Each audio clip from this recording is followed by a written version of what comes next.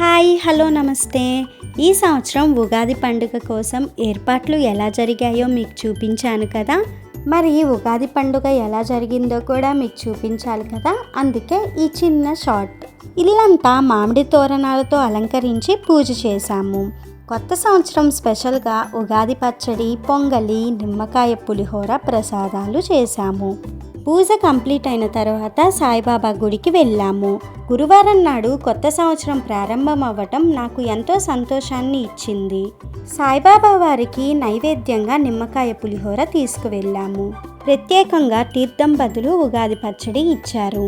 తర్వాత దుని దగ్గరికి వెళ్ళాము. లడ్డు అండ్ చింతపండు పులిహోర ప్రసాదాలు పెట్టారు. తర్వాత అక్కడి నుంచి లలితమ్మ వారి గుడికి వెళ్ళి శివుని అభిషేకం చేసిన తర్వాత లలితమ్మ వారిని దర్శించుకున్నాము. అమ్మవారి అలంకరణ ఎంతో ప్రత్యేకంగా ఉంది. ప్రత్యేకంగా తీర్థం బదులు ఉగాది పచ్చడి ఇచ్చారు. చింతపండు పులిహోర ప్రసాదంగా పెట్టారు. సాయంత్రం సమయంలో నాన్నగారు పంచాంగ శ్రవణం అటెండ్ అయ్యారు. అక్కడ పంచాంగంతో పాటు అరటి పండ్లు అండ్ ఖర్జూరాలు ఇచ్చారు. మా ఉగాది పండుగ విశేషాలు ఇవి. మరి మీరు ఈ సంవత్సరం ఉగాదిని ఎలా సెలబ్రేట్ చేసుకున్నారు? రండి కామెంట్ బాక్స్లో కబుర్లు చెప్పుకుందాం.